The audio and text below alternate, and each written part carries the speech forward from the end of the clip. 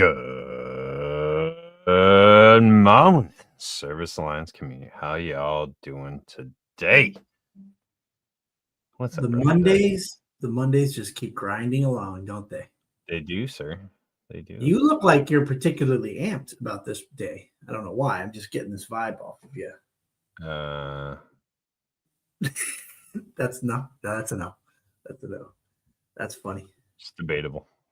Yes. Good morning, Adam and Gary. Good to have you boys alone. They're probably brushing their teeth right now, getting ready. No. Just kidding. Gary, do you still go on the road, Gary? You and Adam, do you guys still service calls yourselves, or do you work in your office? Let me know. I don't. If I remember right, Adam is in the office. They're sales too. Okay. Yeah. Okay. Cool.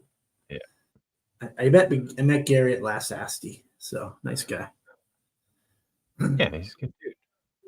So the end of the first quarter is coming. Another week to go. So here's the thing, right? In the office full time. Nice job, Gary.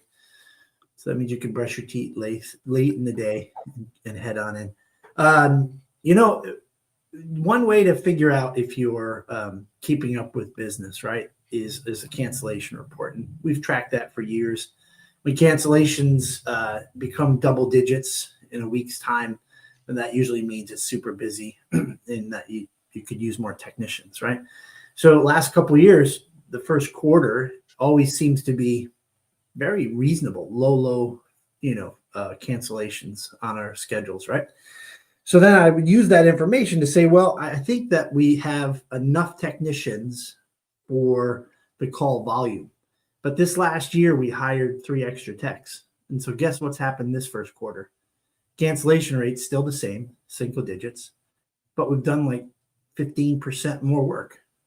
And so it's bizarre to me. I mean, it must mean that the CSRs, I don't know, like how do you analyze that, Zach? The CSRs know that if you can't get to the customer the same day, next day, talk to the dispatcher, and we'll try to work magic. But it seems like if there's slots, there's more work out there. How do you know? That's the question for Mike. Maybe how do you know what your call volume is? Cancellation. It's a good metric and it's a hard metric. It is. Some of it is a part of the topic we're talking about today. And then some of it is, don't you feel like since COVID, customers are a heck of a lot more fickle? Oh, yeah, for sure. It's been long enough since COVID that I feel like this is the way the new life is going to be moving forward, that it's never going to get back to the way it was, so. I feel like once COVID came, they just became so much more fickle, so much less brand loyal and more, I'm going where it's convenient for me. Whatever that convenience is, because I don't know what that actual answer is. Is it money? Is it time? Is it, the dispatcher rubbed me the wrong way, so now I'm gonna cancel the next day. You know what I mean? Like it. Sure. There's not really a rhyme or reason to it. I mean, there's so much to think about in that arena. Like maybe with more technicians, we have more, morning slots available. So maybe one of our CSRs would take a phone call and they'd say, "Yeah, I need morning. Can we come tomorrow morning?" No, we can't come tomorrow morning, but we can come the following day. Oh, well, let me see if I can find somebody sooner. And we lose the call, maybe. We listen to calls to see what we're booking and not booking, but subjectively, what was a missed call? It's so I don't know. I guess the question is do you hire a tech or two when you're not sure that you could support them, and then just see how organically, holistically, it just kind of takes care of itself, and people around you, your CSRs, your call takers, make it happen? I don't know. Yeah. Weird. So today we are talking about being clear as mud. How do you communicate that value to the customer? maybe it is tomorrow morning. Maybe it is the following morning. How do you communicate what the value and working with your company is? And what do you do when your pitch falls flat? Um, we've all had that. No, I'm good. I'll go see so and so down the street. But in my business, it'll be people getting 7 bids. Like, you're a price shopper. 3 I get. 7's a little. I had someone with 7. I'm like, I don't know that I want to work with you. Yeah. But what do you do when that pitch kind of falls flat, and it doesn't strike home with the customer? We got to go back to the beginning. Are we clear on what we're selling? Is that clear to our CSRs? Is that clear to our technicians? More than likely, it's not. It's probably not how they're delivering it. It's just not a clear statement. So how do we roll that back and kind of analyze, assess, and modify to set our teams up for success? Yeah. So that's where we're going today. Let me open us in prayer. Sounds good. Morning, Lord. We are here again on Monday morning, Zach and I, and we praise you and are grateful for all that you have done. Lord, we thank you that you are the creator of everything, including time, including eternity and heaven with you, Lord. And so we just ask that you help us have that eternal perspective today as we walk and do life with people in and around our lives. Lord, help us recognize what truly is important and help us live in a way that becomes a light to the world. And so, Lord, I lift up Gary and Adam and Joe to you today, and thank you for their time with us during this podcast. And we just pray that they have a blessed day and that they receive the joys that come from being a child of God. In Jesus' name, amen. Amen.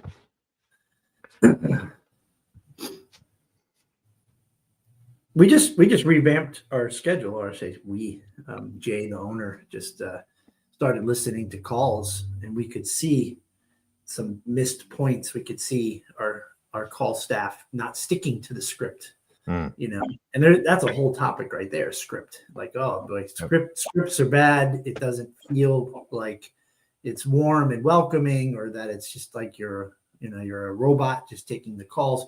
But a script makes sure that you convey the correct message, and that you don't miss those details, like that extra added value things. And so, so now we revamped it, and the CSRs all know they must stick to the script, because important information gets delivered. And if you ask the right question in your script, then the customer reveals things that you need to know so that you can respond. Like, when do you need service right away? Oh, absolutely I do, because I'm leaving out of town on Friday. Well, let me see if I can help you get you all set before your trip on Friday. We've just now made a connection there, but that's hard to do for every call taker, to look for those opportunities to make those relationship moments, right? And people's hesitance towards scripts is typically because the scripts aren't practiced enough. And Right. And then it sounds robotic. It sounds not genuine, like there's not a connection there. So if that script is practiced enough that it comes across very naturally, so that you can clearly communicate, then it just becomes a part of conversation. I've worked with some CSRs that could make it come out just as natural as we're talking right now. Yeah. But when you first hear it, it feels weird, like probably more than 10 years ago, maybe 15 years ago. It's a great day at Action Appliance, right? I was like, we have to answer the phone like that. It's a great day at Action Appliance. It just felt weird. But, within a week, a few days, it's a great day at Action Appliance. And then we added, how may we help you today? That felt weird too. But now it's a great day at Action Appliance. How may we help you today? That is the first thing that someone's going to hear when they give us a call. Sounds like somebody with a pulse. Sounds like somebody who has a mission here, which is to make their day great. So, and what you're doing is you're clarifying your value early on. Mhm. You're setting the tone for the entire interaction with that customer, not just that phone call, but the entire interaction is being set by that script. It's very clear. Mhm. So I have a feeling you don't have as much of an issue. You might have some. There's oddities along the way, but Sure. beginning to end, if your technicians are practiced on what they're supposed to be doing, that message is very clear to a customer. Yeah. And they're likely to understand the value of working with Action Appliance. We're same day, next day. We're here to help you. We can't help you repair. We're going to help you get a new one, right? That's It's very clear what you guys are doing and what the value is in working with you. But I bet it wasn't always that way. No. As a matter of fact, I don't know that this is part of our updated script. To be able just to kind of throw in there, and in the event that the unit can't or shouldn't be repaired, the good news is we also could deliver you a new appliance. It's not in that script opportunity because, again, the customer's calling with probably a 95% expectation for it to be repaired, or another customer could be calling going with a 50-50 perspective, right? And it's like, I'm not really sure. And so when you add that little bit in there, that could just seal the deal. Well, I don't know. It's between this guy who's $25 less to come out or Action Appliance who also can get me a new appliance. If it turns out that my gut says it's probably not going to be worth fixing, you never really know because they're not going to tell you exactly always what they're feeling, right? This guy's going to be old tomorrow. Oh, yeah. Yep. I mean, now he's older than me, which is cool when the birthdays kind of catch up like that. Rob Jones, if anyone knows him, is going to be 59 tomorrow. Of course, that guy being old tomorrow means this guy's old tomorrow too. So, Congratulations. Happy birthday, Zach. I don't know about all that. hit the 40 tomorrow. So it's all right. Yeah. It's all right. 10 years in the appliance life aged you like 30 years already. Anyway. That's true. That's true. It rains, your hands hurt. Rains, your knees hurt. So because I have a feeling that most aren't very clear, how did you guys begin to get that clarity through scripting and that messaging? Like what process brought you to the point where you could script out that message and begin to convey it to customers? Did you just one day go, we got to write a script, we got to do this thing? Or did you really think through, what are the values of Action Appliance? What are our strong suits? Like how did you figure that out? I mean, I think we've had a script for 20 years, Zach. Once you have multiple people taking calls, I got a great friend. He's from the middle of the country, right? And he says that when he's in his office on Fridays, when he doesn't do calls, he books way more appointments than his, as he always says, his girl. She's great. She's good. But because he's always kind of diving into the details when he's taking the call. Oh, when did you buy that washer? Oh yeah, that's a direct drive. And he goes, that's the upper hand. But here's the reality: you're not going to be able to get CSRs that know how to repair appliances and what are great. So you have to know the value that your company has to offer. And at Action Appliance, before a customer goes, we do our best to try to teach, because this is a little bit off script, but is to send the customer away with one or two things that are unique to us. and hopefully it turns it around. And you know what? It does sometimes. And so it's like, wow, blah, blah, blah, blah, blah, blah. And it's $149.95 to come out. And then they go, well, I don't know. Let me get back to you on that. I'm going to have to check with my husband or my wife. And then you say, well, before you go, I just want you to know that we've been in business since 1961 and it's a father-son business. And so if you give us a call back, my name is blank. Sometimes that's it, that family owned thing. We have an A+ rating in the Better Business Bureau. There's like 8 things that we want to say before they go. And you'd be surprised how many times they go, because they were just there on the fence, but you can't tell. And they're like, before you go, we want you to know we have a 5-year part warranty on any parts installed, and 90 days on the labor.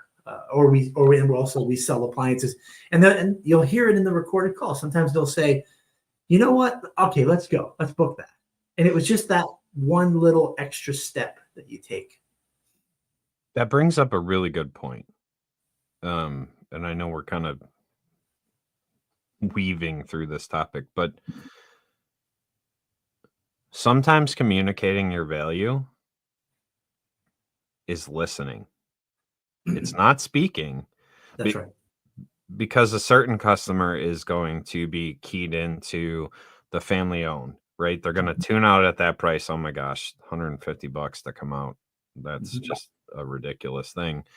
Some customers just don't know how to trust you. Yeah, we've been family owned since 1960, whatever. Some customers are worried that they're going to be left holding the bag. So, we got a 5-year warranty on what we're doing.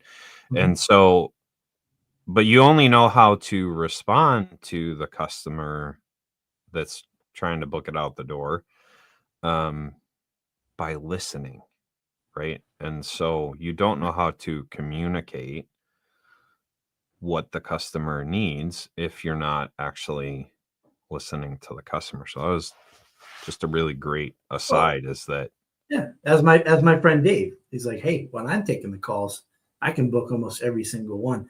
It is hard to duplicate yourself. So I would tell you that our CSRs, 6 months to 2.5, about 4 years, and it's hard to keep someone in the office for 25 years. They're not going to making a lot. They're not making career money sometimes. And so you have to come up with a script and a format, or how about this, Zach? It's you and me. Mindset. Let's go back to your original question. Like, why would the script be developed, and where does the origin story behind it? It's the mindset. So we're a COD business, which means people that are repeat customers can call us back, but that's only about 45%.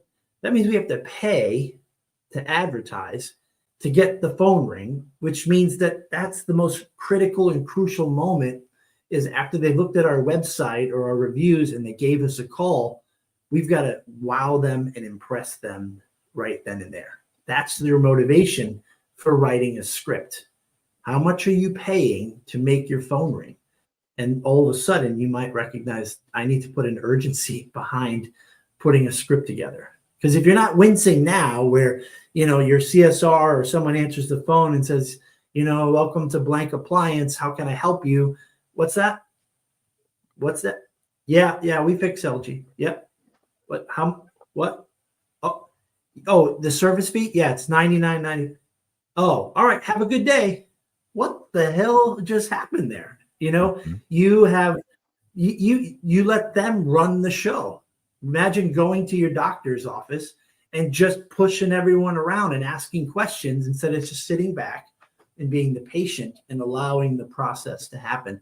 So that script keeps you on pace. And, we talk about it a lot at Action. It's like a tennis match. Sometimes you can tell in a tennis match during a volley, someone is leading that volley. They're sending and directing the opponent in different directions. Always leading a question with the question keeps you in control of the conversation. And if you want to hear more, you can ask an open-ended question like, is there anything else I can help you with? Or do you have any other questions? But everything else before that is, How do you spell your last name? What is your address? What's your email? What's the type of appliance? You're in control when you're asking the questions. They're answering, and you're following up with another question. That's the best way to guide an awesome customer through an experience on booking with you.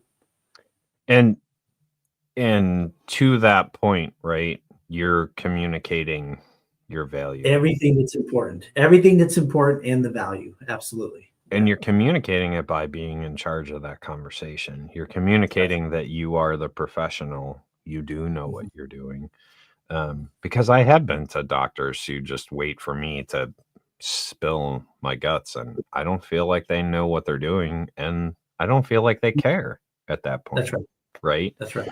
And so if I'm having to guide the conversation, this guy's not a professional. I don't think I want to be working with this guy, right? And so by being in control of the situation, by asking the right questions, by pacing that correctly, you're clearly selling the value. You are clearly communicating to your customer, you're a professional, and it is well worth working with you. Versus the other way, I mean, that's a clear as mud thing. Like, I don't want to work with that guy. They don't have the confidence. They don't have the experience. I had to ask all the questions, and then I heard that service fee, and I was out the door. That's the difference in you and your competitors, right? Are you handling it at the top level? Are you acting like a chuck in the truck? You know what I mean?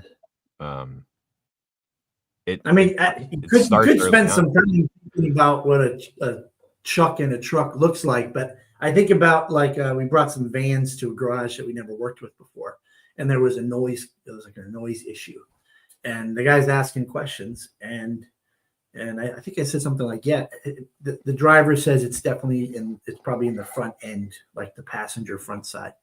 So he looks at it and says, yeah, you need some brakes or something like that. And then it's all done. The noise is still there. So we bring the van back. It's a painful process, swapping trucks. And I said, I don't know. And so he goes, well, we did a further inspection, and actually your strut or shock in the back passenger side was all rusted.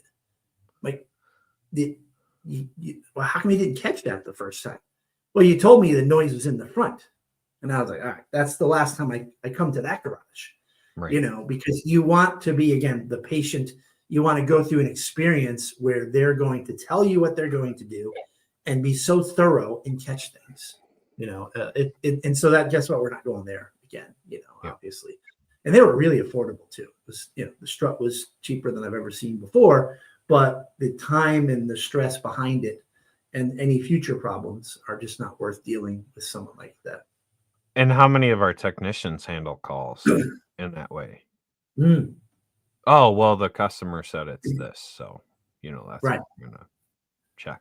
Or we get in our own heads and, well, I've never seen a belt bad on a washer, so it can't possibly be the belt, even though that's what the customer's saying. We don't do a thorough inspection. We go on our gut instead of diagnosing and doing things the right way. That really puts us in that level of checking the truck, and it makes it hard to communicate our value at that point because we're not acting in a professional manner by doing a thorough diagnostic of what's going on. One of the first lessons I learned, and this comes from the same generation as what started Action Appliance, is the wife always knows. Right? Like, listen to what she's saying. Now, you bring it into the new generation, they're stay-at-home dads, whatever.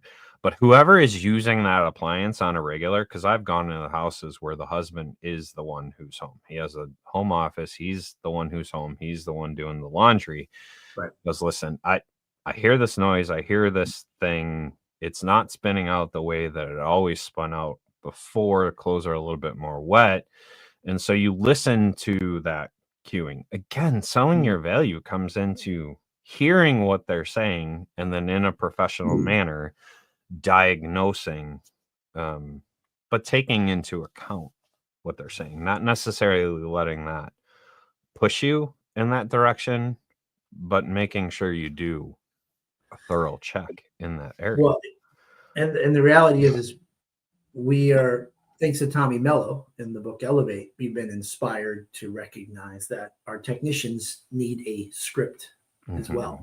So, I was the type of person, and I can list 5 people that are currently in our company, that we had the ability to sit there and go through an experience and then reflect and make a change in our diagnostic approach or our scripting approach and how we handle and respond to customers' questions or statements. And so a script gets developed over time. And I get better and better and better at what I do. So is that what we're looking for? Only technicians like that have that skill set? You're going to struggle probably to grow your business if you're expecting them to do it the way you did it as the owner, the way your 3 out of 15 or 10 people you've ever hired, 3 were able to do it.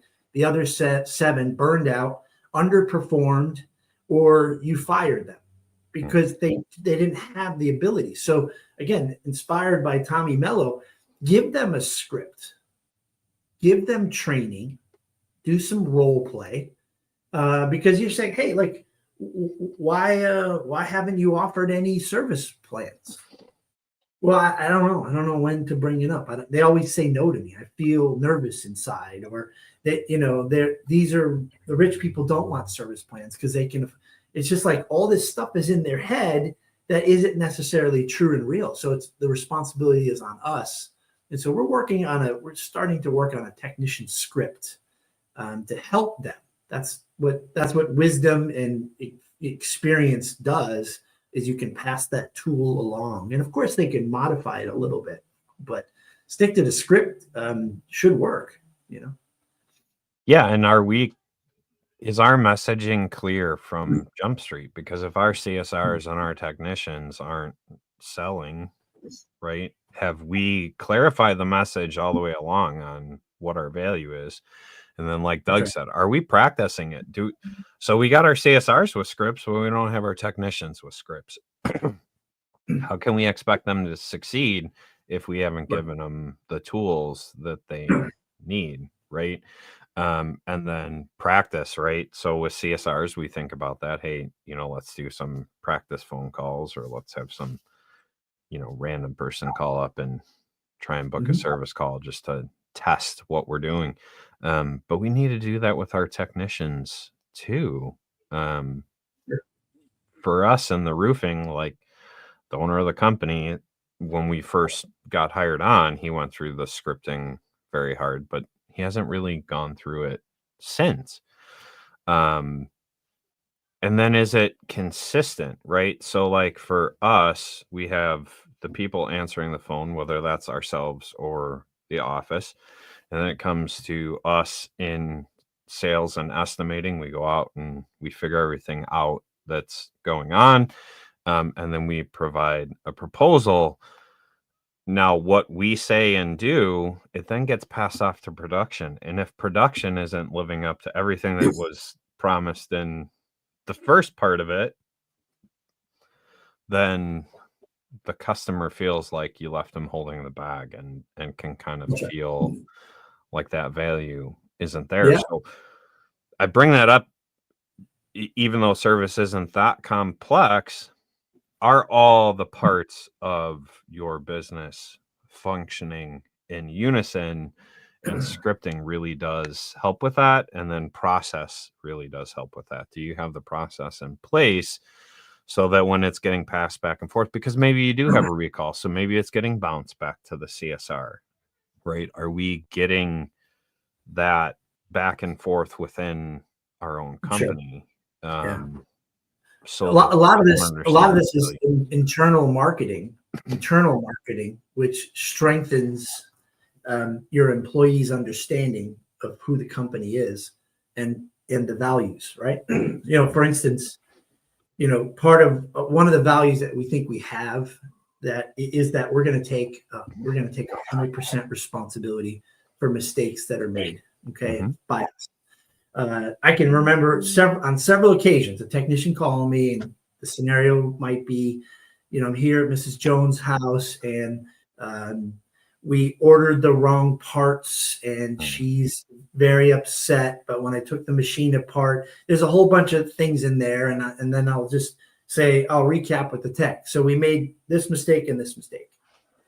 And sometimes it'll be grudgingly, like I'm going to fire them or something. And I'll say, hey, listen, we all make mistakes. It's just, what do we get to do with it now? This is an opportunity for us to shine by taking ownership. Does that make sense, Technician A?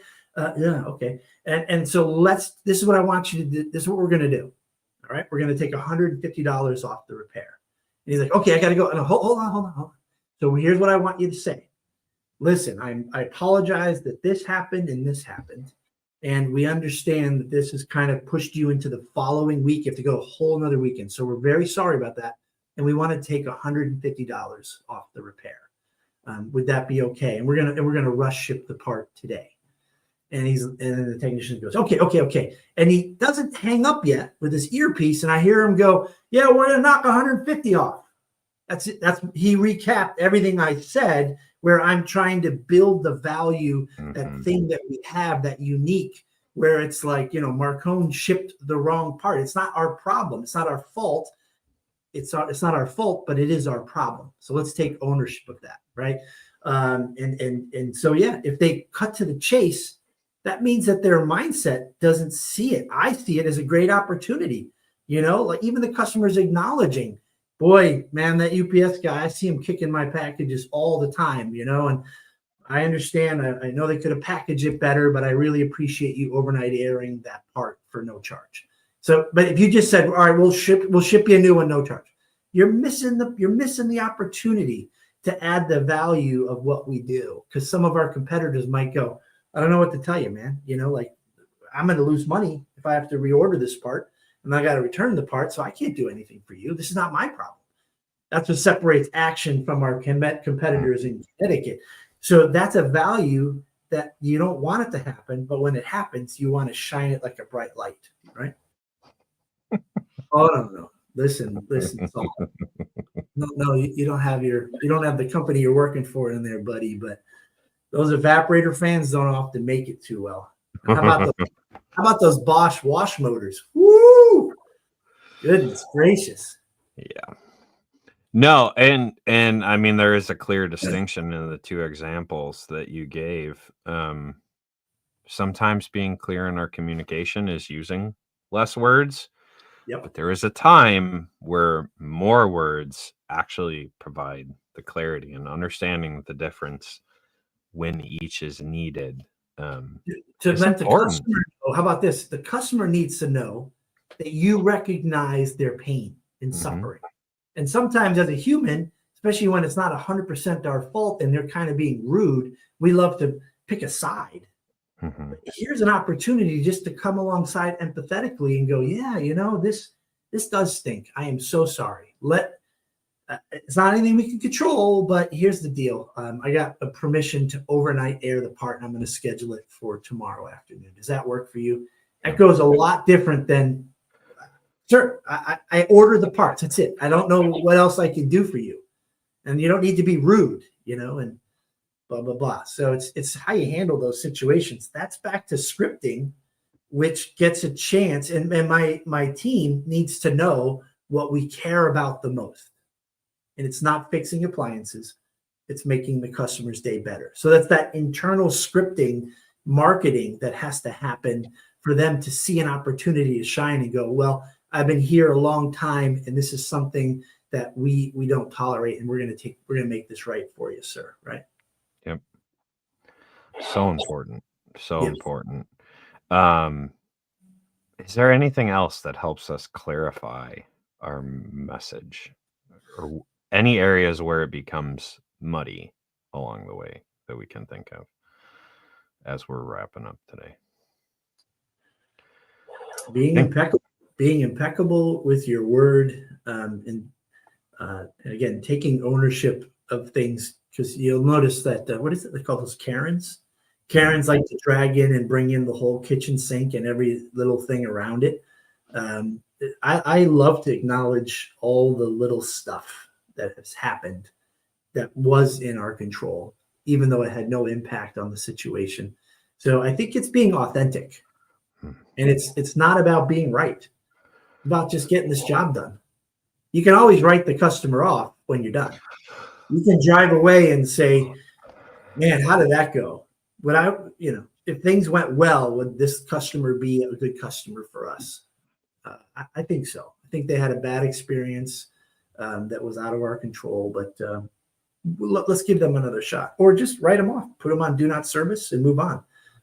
So that's the other thing, by the way. We're moving into this era where we tell the customer what day we're going to service, but not what time. We're limiting the flexibility of a customer. And this might be something that we have to do as businesses to stay profitable, right? Like doctors' offices and airlines. Sometimes they overbook knowing that there's going to be cancellations because they got to maximize their day of revenue to stay profitable. Never liked it. I feel it's very disrespectful, but we're moving in a direction where customers are starting to be okay with that. So I can get someone out tomorrow. Really? All right. So what time? Well, you'll know this afternoon at 6 p.m. We'll send it out to you, and you'll have a 3-hour time frame. Yep. People are starting to accept that, but that's minimizing the value or the options that you're giving the customers. I don't know. What do you think on that, Zach? You think that that's moving us in a direction that everyone's this is the way customer service is going to be moving forward, or I don't think we have much of a choice. I mean, I always let the customers give me times that didn't work for them, right? Like if you can't, you're getting off at work in the morning and you can't be there before 10 o'clock, I'm going to write that down. So when I'm scheduling you, I'm putting it somewhere else. But I like the idea of I'm going to tell you we'll be out tomorrow, and tonight after everything is routed, then you're going to get a 2-hour or 3-hour time block of when we're going to be there. I think we have to anymore. It's expensive to be in business. You have to fill your schedule, and if you have to hire extra techs, you want to make sure that you efficiently schedule them. When Rob Jones was a little boy, when you pulled into a gas station, an attendant would pump your gas. They would wash your windows and check your oil for you. It was a full service experience. And now, I think he was born in the 40s or whatever, but now gas stations, right? It's self-service and you pay at the pump. So we've come from here to there, but what an experience that would be to sit in your car and get that gold service treatment, and check your oil and check your wiper blades, all that stuff, but times have changed. So can you afford to stay in that old fashioned approach? But I'll wait for Rob to respond. Or do you have to change with the times, Yeah, I mean, I think if you're clear with customers ahead of time that that's the way that's going to go, and they're going to be guaranteed a time block tomorrow. It's just, it has to be routed in. I think you end up doing the customer a better service, because then you're not going to be late to that appointment. You're not going to not show up to that appointment, right? And so you're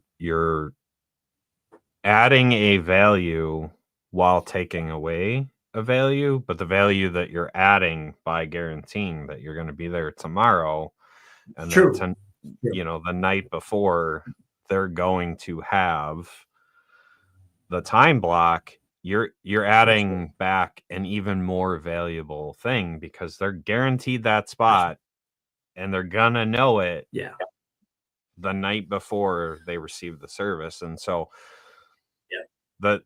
the good outweighs and not every the bad customer, in switching to that. That's right. And not every customer will understand that. It's like, well, that is a huge inconvenience, but you don't get it, sir. we're going to get an extra 10, 15 calls in tomorrow, because we're routing them geographically. So there has to be a little bit of a fear, I guess, once you make a decision like that, to lose a potential customer, because you're losing a little bit of a value that your company offers. So you really have to figure out how to clearly communicate what the value in that is. So, yeah, Comcast gives you a 4-hour window, and half the time they miss that dang window. They don't bother to show up. They don't call. They don't anything. Right. We're not telling you a time until we've routed our technicians, and here's what that guarantees to you. They are going to show up. They are going to be within that window. They're not going to miss that window. They're going to be there during that window, because we are routing that technician according to the flow of the day. So you are guaranteed service in that window, unlike Comcast, who's, may or may not show up in the 4-hour window that they gave you. We're making sure that we can guarantee you service within the window that we promise to you. But we can't do that until we actually have all the calls and route everything for the technician. So you have to figure out how to clearly communicate the value. And that's with anything that you're doing, whether you guys are doing that or not, whether you're just giving them a 4-hour time block, you have to figure out how to clearly communicate to them. I am telling you, to customers, most of what we say is just so muddy that they don't understand it. So figure out where in your process, in the scripting, in whatever you're doing, where that clarity is lacking, and begin to improve on that. And that's going to help you to sell your service, right? Because it's not a product. You're selling yourself. You're selling the company. And you have to clearly communicate the value in working with you. So, agreed. Love it. Love it, love it, love it. Next mastermind, April 19th, coming up quick here. If you're not an all access member, servicealliancegroup.com, become an all access member. We do these masterminds every single month on Saturdays, so it's not really affecting your work week. Pop on and join us on Saturday morning, become an all access member, and we'll see you there every month. Great conversation today. Hopefully you guys got some ideas and can figure out how to clarify your messaging for your customers. So, yes. Have a great week, everyone. Have a great week, guys. See you next time.